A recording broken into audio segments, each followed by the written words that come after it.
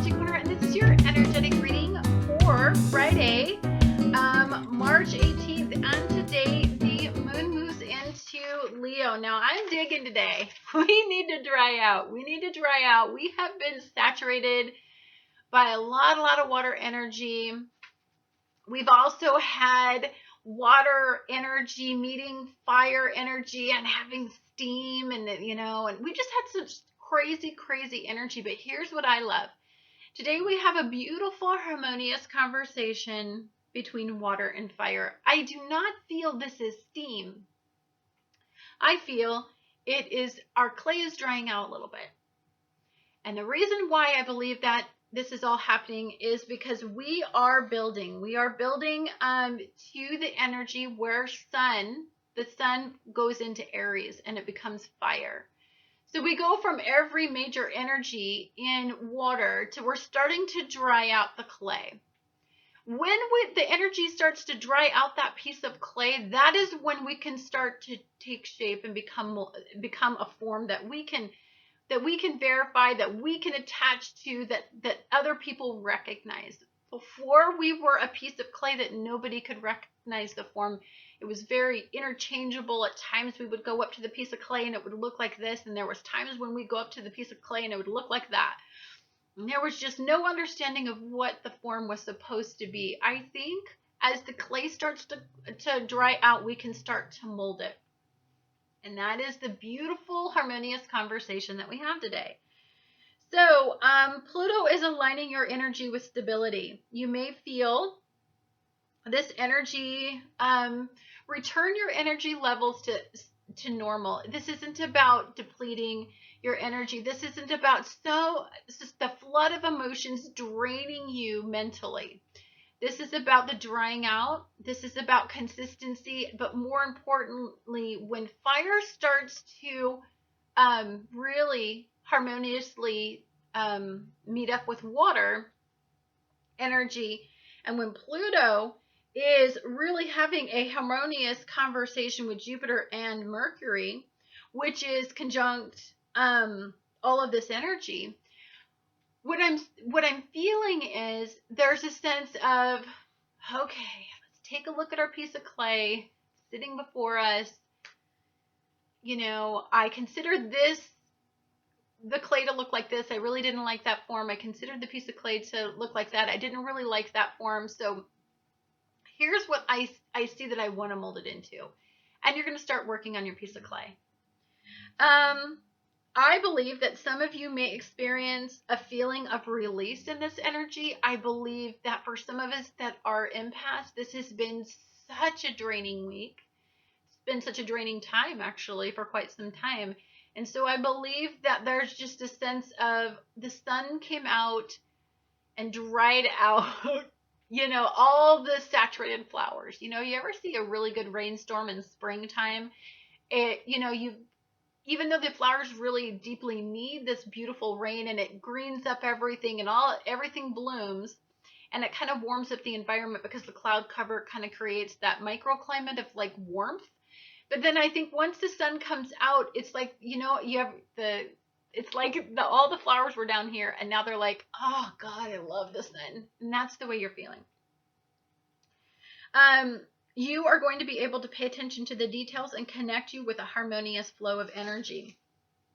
For all of you that are in a high vibration of energy, and for all of you that really always try to see the silver lining, it's not as though we're completely out of the woods yet, because we still don't have that. The realization still has impacted us. The clarity is coming. The alignment with the healer is there, but there's a sense of realism that the fact that this is what we have before us, a saturated piece of clay, we're sitting it out in the sun. It takes time to restore energy. More importantly, even though there was a release of the negative energy or the sense of the heaviness in energy, there's a sense that there still is work that needs to be done, and you need to understand that it takes time to walk through the storm that we've been in. So, of course, the negative vibration is we've still got Saturn squaring off with all the Pisces energy, and guys, understand that as Aries starts to come into the picture, I believe the energy starts to feel better, but we've got a lot of our personal planets have to get there. And so the transits are coming, so just be mindful of that. So what I would do is just understand that we're in a state of opposition. Try to stay away from the squaring, meaning the reality of our situation are these tasks and these duties that we need to attend to. These little rituals that we need to create in our lives. We need to become habitual in maintaining balance, and we need to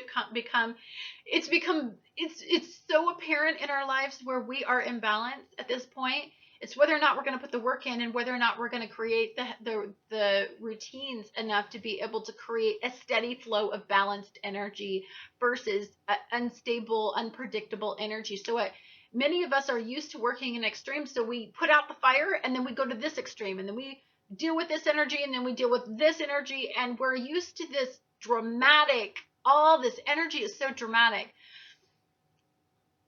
What we need to start striving for is the balance of like, okay, that came up, there's not a lot to be done. I can do these tasks to try to get it under control, but also understand that there's a belief system that some of this is ordained and some of this is the way that it should be.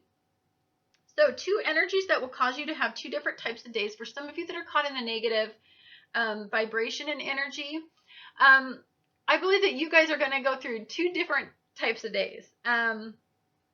For some of you that are voiding responsibility, you will have a day filled with a great deal of very intense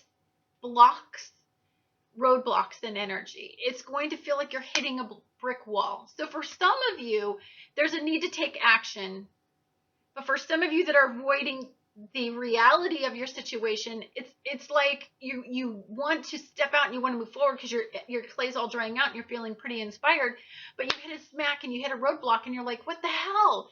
It's because you're still avoiding what you need to see. What is the problem? What is blocking progressive energy?